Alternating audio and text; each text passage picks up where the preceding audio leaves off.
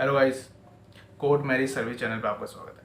आज इस वीडियो में मैं आपको ये बताने वाला हूँ कि दिल्ली में अपनी मैरिज को रजिस्टर्ड कैसे कराया जाए एसडीएम से, एंड इसका क्या प्रोसीजर है, इसकी क्या फीस है, इसके बारे में विस्तार से इस वीडियो में बात करने वाले हैं। तो ये वीडियो काफ़ी लंबी हो जाएगी, लेकिन इसकी वीडियो के देख के आपको इतनी सारी इन्फॉर्मेशन मिल जाएगी कि आप फटाफट खुद भी अपनी मैरिज को रजिस्टर्ड कर सकते हैं। तो गाइस, सबसे पहले ये जान लो कि मैरिज रजिस्टर्ड लोग करते क्यों हैं। सबसे पहले वो लोग करते हैं जो आर्य समाज के थ्रू शादी कर लेते हैं, भाग के शादी हो जाती है, एंड उनको पता है कि फैमिली प्रेशर हो सकता है, तो फटाफट कोर्ट के थ्रू इसको रजिस्टर्ड कराना चाहते हैं। तो ये काम पहले बता दूं, कोर्ट में नहीं होता, ये दिल्ली में मैरिज रजिस्टर्ड होती हैं एसडीएम के थ्रू, सब डिविजनल मजिस्ट्रेट के थ्रू।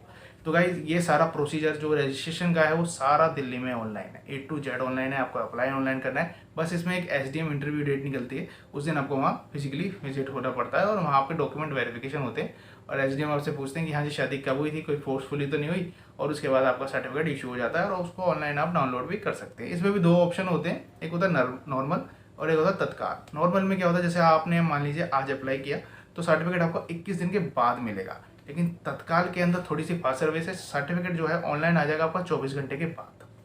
इसमें फीस का भी हेरा फेरी है, एंड नॉर्मल में फीस होती है वो गवर्नमेंट फीस 500 रुपये है, एंड तत्काल के अंदर 1500 रुपये है। तो उसमें सब कुछ इंक्लूड है। एंड अगर आप किसी लॉयर से इसको काम करवाते हैं तो ज़्यादा खर्चा नहीं, 2-3 हज़ार रुपये का खर्चा इसका आता है। तो गाइज, लेकिन दिल्ली के अंदर मैरिज रजिस्ट्रेशन का जो काम है वो 2020 और 2021 में काफ़ी बढ़ा है। इसके भी बहुत कारण है, क्योंकि जब से लॉकडाउन कोरोना की वजह से चल रहा है, एंड काफ़ी सारे लोग हैं जो घरों में शादी कर रहे हैं, वो चाह रहे हैं कि भाई हमें किसी कारण हमें बाहर जाना है, बाहर इंडिया से बाहर जाना है, हमें मैरिज सर्टिफिकेट चाहिए। एंड शायद आपको पता भी हो 2020 में दिसंबर में जितनी भी इंश्योरेंस कंपनी है इन्होंने एक नोटिफिकेशन जारी किया था टाइम्स ऑफ इंडिया के अखबार में कि अब से जितने भी लोग हैं जो भी कोई मेडिकल प्लान लेते हैं 2020 दिसंबर से, उनको अपना मैरिज सर्टिफिकेट बनवाना कंपलसरी है। इनकेस आपके पास मेडिकल सर्टिफिकेट नहीं है तो जो आपका नॉमिनी है, मान लीजिए आपकी वाइफ, तो आप उसको क्लेम नहीं कर सकते। तो इसलिए इसका क्रेज थोड़ा सा दिल्ली में बढ़ गया है। तो गाइस, ये सारा प्रोसीजर दिल्ली के अंदर ऑनलाइन होता है, इसमें कोई टेंशन लेने वाली है। डिस्क्रिप्शन में लिंक है, वहाँ से आप खुद भी अप्लाई कर सकते हैं। और अगर आप किसी लॉयर के थ्रू अप्लाई करेंगे तो ज़्यादा अच्छा रहेगा, क्योंकि आप गलती कर सकते हैं एंड लॉयर नहीं करेगा। दूसरी चीज़, इसमें कुछ लीगल एक्टिविटीज़ भी होती है जिसके बारे में आपको अवेयर नहीं है, ना आप उसको फॉलो कर पाएंगे। ठीक है, आप अपने डॉक्यूमेंट्स ही तो दे पाएंगे, उसके अलावा कुछ नहीं दे पाएंगे। सबसे पहले बात करते हैं इसके लिए डॉक्यूमेंट्स क्या क्या रिक्वायर है और क्या इसमें हमें चाहिए होता है। सबसे पहले गाइज, इसके अंदर दो चीज़ आपको ध्यान रखनी है। आपका रेसिडेंस प्रूफ दिल्ली का होना चाहिए। अगर मान लीजिए लड़का लड़की दोनों दिल्ली के हैं तो दिल्ली में मैरिज रजिस्टर्ड हो जाएगी। मान लीजिए लड़का बाहर का है, लड़की दिल्ली की है, तो दिल्ली में मैरिज रजिस्टर्ड हो जाएगी। मान लीजिए, मतलब कहने का मतलब मेरा ये है, लड़का या लड़की दोनों में से कोई भी एक जना दिल्ली का होना चाहिए। दूसरी बात मैंने ये बोली है याद रखने के लिए कि इसमें जो आपको विटनेस देंगे, मान लीजिए इसमें दो विटनेस चाहिए होते हैं, एक लड़की की तरफ से एक लड़के की तरफ से। जस्ट लाइक जो भी आप शादी कर रहे हैं, आर्य समाज शादी करेंगे, वहाँ भी आपको दो विटनेस देने पड़ते हैं। इसमें जो विटनेस आपको देने वो लड़का की तरफ से और लड़की की तरफ से, वो दोनों दिल्ली के ही कैंडिडेट होने चाहिए। उनका आधार कार्ड पे दिल्ली का ही एड्रेस होना चाहिए, तो उनकी डिटेल्स भी इसमें जाती है। इसमें रिक्वायर्ड डॉक्यूमेंट्स क्या क्या होते हैं। लड़का लड़की की एज प्रूफ के लिए आपको बर्थ सर्टिफिकेट दे सकते हैं, पासपोर्ट दे सकते हैं, 10th की मार्कशीट दे सकते हैं, और नेशनलिटी दिखाने के लिए कि हाँ भाई आप इंडियन के यूज़र हो, तो आप वहाँ अपना आधार कार्ड दे सकते हैं, पैन कार्ड दे सकते हैं, बिजली का बिल दे सकते हैं। एंड रेसिडेंस प्रूफ के लिए आप आधार कार्ड ही दें। हालांकि इसमें काफ़ी सारे ऑप्शन आते हैं, लेकिन आधार कार्ड मैंडेटरी है। फिर आपसे वहाँ लोकेशन में एसडीएम ऑफिस पे भी मांगा जाएगा, तो वहाँ आपको देना होगा। जैसे आप इसको ऑनलाइन फिल करते हैं, वहीं अपॉइंटमेंट फिक्स हो जाती है कि हाँ भाई हम इस डेट को अपॉइंटमेंट करवाएंगे। एंड जिस दिन आपकी अपॉइंटमेंट मिलती है वहाँ जाते हैं, फिजिकली विजिट होते हैं। अब वो सबसे पहले अपने लाइन में लग के डॉक्यूमेंट को वेरिफिकेशन कराया जाता है। वेरिफिकेशन होने के बाद आपको एसडीएम के सामने भेजा जाता है, वहाँ से एसडीएम बात करते हैं, पूछते हैं, और सर्टिफिकेट पे इशू हो जाता है। सर्टिफिकेट पे साइन हो जाते हैं आपके भी और एसडीएम के भी। ये जो सर्टिफिकेट आपको इशू होगा, ये साइन आप उसी दिन कर देते हैं, लेकिन एसडीएम की मोहर लगती है डिजिटली। लेकिन ये सर्टिफिकेट आपको मिलेगा कब? अगर आपने नॉर्मल में अप्लाई किया है तो आपको सर्टिफिकेट मिलेगा 21 से 30 दिन के अंदर ऑनलाइन। जैसे ही वो ऑनलाइन ऑफिशियली अपलोड हो जाएगा, आपको उसका मेल आ जाएगा और मैसेज आ जाएगा कि आप अपना सर्टिफिकेट नंबर ये है और डाउनलोड कर सकते हैं। और अगर आप तत्काल में करते हैं तो जिस दिन आपकी एसडीएम इंटरव्यू होगा, मान लीजिए आपने कल एसडीएम इंटरव्यू रखा, तो उसके 24 घंटे बाद आप इसको डाउनलोड कर सकते हैं। इसमें मेन चीज़ और मेन बात एक यही है कि दिल्ली में मैरिज रजिस्टर पूरे हफ्ते नहीं होती, वीक में सिर्फ 3 दिन होती हैं, सोमवार, बुधवार और शुक्रवार।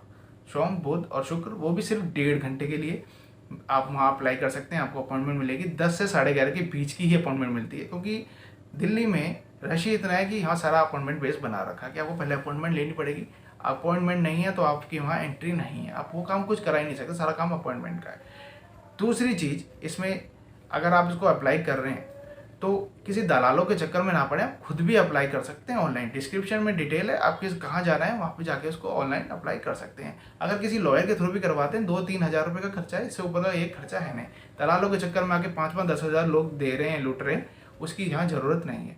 गाइस, मैरिज सर्टिफिकेट को ऑनलाइन डाउनलोड करना, ऑनलाइन इसको प्रोसेस करना बहुत इजी प्रोसेस है। आपको बस जस्ट लाइक आप कोई फॉर्म फिलिंग कर रहे हैं, आप वैसे ही इसको पूरा को फिल कर सकते हैं। इसमें ऐसा नहीं है कि कोई रॉकेट साइंस है। आप नॉर्मली अपनी डिटेल डाल रहे हैं, आपसे ज़्यादा अच्छी डिटेल आप अपनी किसको बताएंगे। मतलब मैं अपनी डिटेल को फिल करने में क्या गलती करूँगा? अगर आप किसी दलाल से कराएंगे तो गलत भी हो सकता है। बस इसमें क्या होता है, कभी कभी किसी रीजन्स में वेरिफिकेशन निकल जाती हैं। कारण बता देता हूँ। मान लीजिए कुछ लोग क्या होते हैं, शादी कर लेते हैं एंड घर में शादी कर लेते हैं, और होता क्या है, जैसे मान लीजिए किसी ने, राम ने घर पे शादी कर ली, और जब मैरिज सर्टिफिकेट के लिए प्रूफ लगाएगा तो मैंने बताया एज प्रूफ, एड्रेस प्रूफ ये लगाएगा, साथ साथ में शादी करने के बाद ही तो रजिस्ट्रेशन होगी, तो शादी के प्रूफ लगाने पड़ते हैं। मान लीजिए कपल वेडिंग, कपल की एक फोटो लगा दी, लड़का लड़की की फोटो लग गई, अटैच होकर चली गई ऑनलाइन, और साथ में इन्विटेशन कार्ड लगाना पड़ता है। इन्विटेशन कार्ड लगा दिया। आजकल लोग फेक ऑनलाइन भी बना लेते हैं इन्विटेशन कार्ड, चलो ठीक है, वो भी बना के अपलोड कर दिया, गवर्नमेंट नहीं देखती, ठीक है। लेकिन किसी डाउटफुल केस में क्या होता है, आपने मान लीजिए दे रखा है कि लॉकडाउन में हमने इस होटल में शादी करी, तो उस केस में क्या होता है कि एसडीएम कभी कभी इंक्वायरी डाल देते हैं कि भाई वेरीफाई करो कि ये शादी यहाँ पे हुई है। अगर वहाँ पे समवन भी भेज सकते हैं, कोई फिजिकली बंदा भी जा सकता है।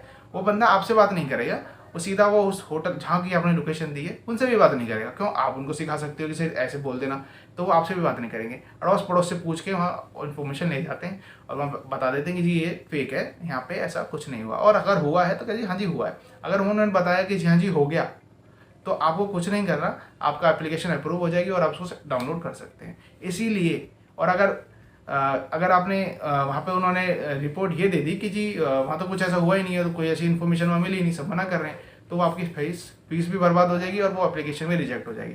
इसमें दूसरी चीज़ आपको एक ये ध्यान पे रखनी है, जब भी हम मैरिज रजिस्टर करते हैं तो सबसे पहले हमें ये देखना है जो हमारा मैरिज प्रूफ है वो कितना श्योर है। मतलब काफ़ी सारे लोग हैं फर्जी आर्य समाज से शादी कर रहे थे, फिर वो वेरिफिकेशन निकल जाती है, आर्य समाज में वेरीफाई करते फिरते कि हाँ भाई हमारा यहाँ पे रिकॉर्ड है। वो आपका काम नहीं है, वो रिकॉर्ड चेक करेगा एसडीएम के एम्प्लॉय, वो इशू करेंगे सम्मान, या कभी कभी वेरिफिकेशन के लिए खुद पर्सन भी जा सकता है कि हाँ भाई मैं फिजिकली विजिट करके आऊँगा, वहाँ देख के आऊँगा डेटा उसके पास है या नहीं है। तो इसलिए मैरिज रजिस्टर्ड में दिक्कत उनके बिल्कुल भी नहीं आती जिनके डॉक्यूमेंट जेन्युइन होते हैं, सारे डॉक्यूमेंट सही दे रहे हैं। एंड किसी भी तरह की अगर हेरा फेरी करोगे तो देखो फंसोगे, तो सीधी सी बात है, गलत काम नहीं चलता।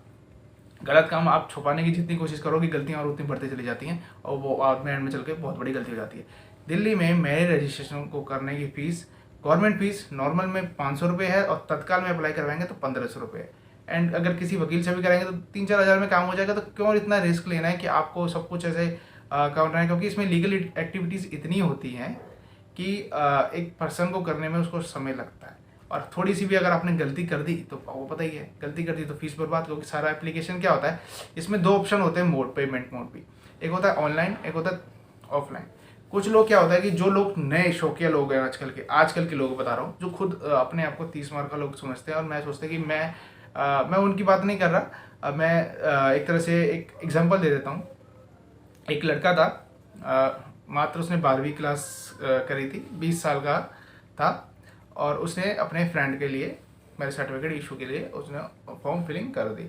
और जो फ्रेंड था वो 1-2 सालों से ऊपर का था, तो आर्य समाज में शादी हुई थी, सब कुछ वैलिड था, उनका एज प्रूफ, लड़की की प्रूफ कुछ, लेकिन उसने अप्लाई कर दिया। एंड में जाके उसने जब पेमेंट ऑप्शन आता तो नॉर्मल आता है कि आपको ऑनलाइन करनी है ऑफलाइन करनी है, कह रहा कि वहाँ काउंटर पे क्या भरेंगे, और आपने उसने उसको ऑनलाइन पेमेंट कर दी। ऑनलाइन पेमेंट कर दी गाइज। अब क्या होगा, ऑनलाइन पेमेंट करने के बाद आप जाओगे काउंटर पे, जब आप अपने डॉक्यूमेंट वेरिफिकेशन कराओगे, इन केस इसमें कोई भी उन्होंने कमी बता दी कि जी आपके डॉक्यूमेंट तो उसमें जो ऑफिशियली दिखा रहे हो ये तो बहुत ही रीडेबल है, लेकिन जो ऑनलाइन उसको डाल रहे हो, ऑनलाइन में हम जब डालते हैं तो कंप्रेस करना पड़ता है, साइज़ को थोड़ा सा घटाना पड़ता है, और उसको जब घटा के वहाँ दोगे जी तो रीडेबल ही नहीं, तो ब्लर आ रहा है, धुंधला दिख रहा है, तो आप क्या कहोगे जी मैं दोबारा अप्लाई करूँगा। अगर उसको एडिट करोगे, एडिट के राइट उस टाइम हट जाते हैं आपके पास से, अगर आप उसको दोबारा अप्लाई करोगे तो आपकी फीस तो गई, फीस तो गई, पहले आप दे चुके। एडिट करने का मतलब आप उसको एडिट तो कर ही नहीं पाओगे, मैंने बोला, आप उसको दोबारा अप्लाई करोगे तो पहली वाली फीस तो गई। इसलिए कभी भी गलती ना करें, जब भी मैरिज रजिस्टर करने के लिए ऑनलाइन अप्लाई करें खुद, पहले बात तो आपको खुद करनी ही नहीं है, इजी प्रोसेस है मानता हूँ, लेकिन अगर आप खुद कर रहे हैं तो ऑनलाइन पेमेंट नहीं करनी, आपको ऑफलाइन पेमेंट करनी है। जैसे कि आप ऑफलाइन पेमेंट करेंगे तो आपके पास एक ऑप्शन रहेगा, वहाँ जाके सबसे पहले आपको डॉक्यूमेंट वेरिफिकेशन कराना है। जैसे डॉक्यूमेंट वेरीफाई हो जाएंगे उसके बाद आपको पेमेंट करनी है। जब तक डॉक्यूमेंट वेरिफिकेशन नहीं होंगे आपको पेमेंट नहीं करनी है। इनकेस आप पेमेंट कर देते हैं तो वो आपका लॉस हो जाएगा, उस चीज़ से आपको बचना है। तो गाइज मैंने इस वीडियो में बता दिया कि क्या क्या प्रोसेस होता है सारा मैरिज रजिस्ट्रेशन को अप्लाई करने का। डिस्क्रिप्शन में लिंक है, आप उसको भी देख सकते हैं, वहाँ से आपको अप्लाई होगा। एंड हमारा भी कॉन्टैक्ट है, अगर आपने अभी तक अपनी मैरिज को रजिस्टर नहीं किया तो हमसे भी करवा सकते हैं। नॉर्मल सी फीस है, आप मुझे व्हाट्सएप पे भी बात कर सकते हैं। एंड आता हूँ जल्दी गाइज नई वीडियो के साथ, तब तक के लिए गुड बाय।